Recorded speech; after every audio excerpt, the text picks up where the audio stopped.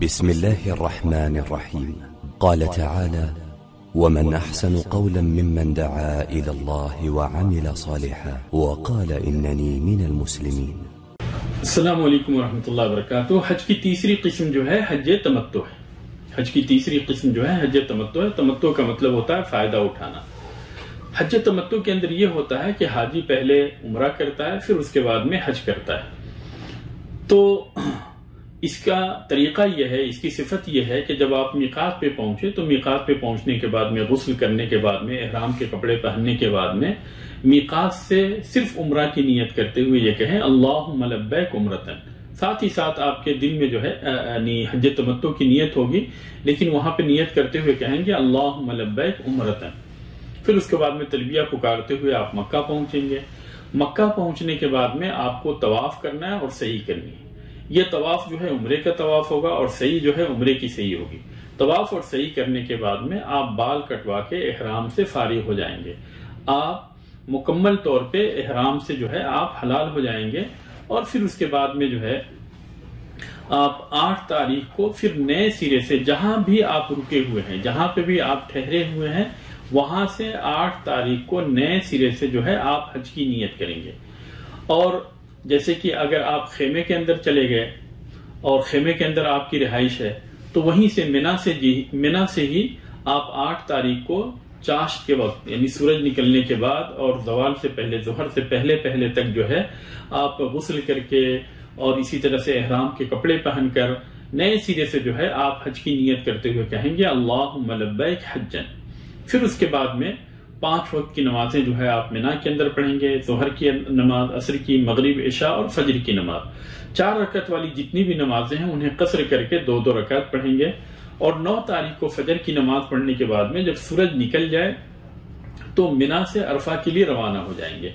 عرفہ پہنچنے کے بعد میں آپ ظہر اور عصر کی نماز قصر کر کے جمع کر کے یعنی ظہر کے وقت میں اور قصر کر کے 2 رکعت پڑھیں گے. پھر اس کے بعد میں آپ دعا کے لیے فارغ ہو جائیں گے اور سورج غروب ہونے کے بعد تک آپ جو ہے دعائیں کرتے رہیں گے، اللہ تبارک تعالیٰ سے ذکر و اذکار کرتے رہیں گے اور اللہ تبارک تعالیٰ سے مانگتے رہیں گے. اور سب سے بہترین ذکر جو عرفہ کے اندر نبی کریم صلی اللہ علیہ وسلم نے جیسا کہ بتایا یہ ہے لا الہ الا اللہ وحدہ لا شریک لہ لہ الملک ولہ الحمد یحیی و یمیت وہو علی کل شیء قدیر. تو زیادہ سے زیادہ آپ ذکر و اذکار کریں، دعائیں کریں، اللہ تبارک تعالیٰ سے مانگیں، گڑ گڑائیں اور سارے مسلمانوں کے لیے دعا کریں. پھر جب سورج ڈوب جائے تو سورج ڈوبنے کی کچھ دیر کے بعد میں آپ عرفہ سے مزدلفہ کے لیے روانہ ہو جائیں. مزدلفہ پہنچنے کے بعد میں آپ کو سب سے پہلا کام جو کرنا ہے وہ یہ ہے کہ آپ مغرب کی نماز 3 رکعت پڑھیں گے اور عشاء کی نماز 2 رکعت پڑھیں گے. پھر اس کے بعد میں آپ سو جائیں گے اور پھر فجر کی نماز کے لیے آپ اٹھیں گے. فجر کی سنت پڑھنے کے بعد میں فجر کی 2 رکعت نماز پڑھیں، فرض نماز پڑھیں. پھر اس کے بعد میں آپ ذکر و اذکار کے اندر اور دعاؤں کے اندر مشغول رہیں یہاں تک کہ خوب سفیدی پھیل جائے. پھر اس کے بعد میں آپ یہاں سے مزدلفہ سے منا کے لیے روانہ ہو جائیں.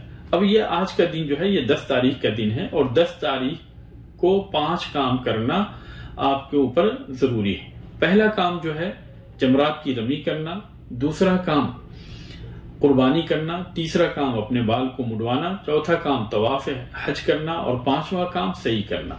تو یہ 5 کام ہے جو کہ آپ کو 10 تاریخ کو کرنا ہے. تو سب سے پہلے جو ہے جمرات کی رمی کرنی ہے اور پہلے دن 10 تاریخ کو جو ہے صرف آخری جمرے کو رمی کرنی یعنی جس کو کہ جمرہ عقبہ بولتے ہیں، صرف جمرہ عقبہ کی رمی کرنی ہے. اور رمی کرنے کے بعد میں کنکری مارنے کے بعد میں آپ کو وہاں پہ کوئی دعا نہیں کرنی. پھر اس کے بعد میں جو ہے آپ قربانی کریں گے. قربانی کے لیے پیسے اگر آپ نے جمع کر دیے ہیں تو پھر آپ کی طرف سے قربانی ہو جائے گی اور اس کے بعد میں آپ اپنے بال کو مڈوا لیں گے. پھر اس کے بعد میں آپ مکہ جائیں گے. مکہ جا کر جو ہے آپ طواف کریں گے. یہ طواف جو ہے حج کا طواف ہوگا. پھر سعی کریں گے اور یہ سعی جو ہے حج کی سعی ہوگی. پھر اس کے بعد میں طواف اور سعی کرنے کے بعد میں آپ منا واپس لوٹ جائیں گے اور منا کے اندر 10 کی رات بھی اور 11 اور 12 کی رات جو ہے آپ منا کے اندر گزاریں گے اور 11، 12 اور 13 تاریخ کو جو ہے آپ کنکریاں ماریں گے. ان 3 دنوں کے اندر تینوں جمروں کو کنکری مارنا ضروری ہے. سب سے پہلے جو ہے چھوٹے والے جمرے کو کنکری ماریں گے، پھر بیچ والے کو، پھر آخری جمرے کو جس کو کہ جمرہ عقبہ بولتے ہیں. پہلے جمرے کو کنکری مارنے کے بعد تھوڑا سا آگے بڑھیں گے اور آگے بڑھ کر جو ہے دعائیں کریں گے، پھر بیچ والے جمرے کو کنکری ماریں گے، پھر آگے بڑھ کر دعائیں کریں گے، پھر اس کے بعد میں سب سے آخری جمرے کو کنکری ماریں گے، اس کے بعد میں دعا نہیں کریں گے۔ اور اگر کوئی حاجی جو ہے 12 تاریخ کو کنکری مارنے کے بعد میں مینا سے واپس جانا چاہتے ہیں تو جا سکتے ہیں، اس کی اجازت ہے۔ اور اگر کوئی جو ہے 13 تاریخ کو بھی مینا کے اندر رکنا چاہتے ہیں تو یہ بہتر چیز ہے، اور پھر 13 تاریخ کو ظہر کے بعد میں کنکری مار کر وہ مینا سے نکل جائیں گے۔ اب حاجیوں کے اوپر صرف ایک کام باقی رہا، اور وہ یہ ہے طواف وداع۔ جب وہ اپنے وطن کو واپس لوٹیں گے تو اس وقت جو ہے وہ طواف وداع کر کے واپس لوٹیں گے، اور اس طریقے سے حج کے سارے اعمال، سارے کے سارے ارکان جو ہے مکمل ہو گئے۔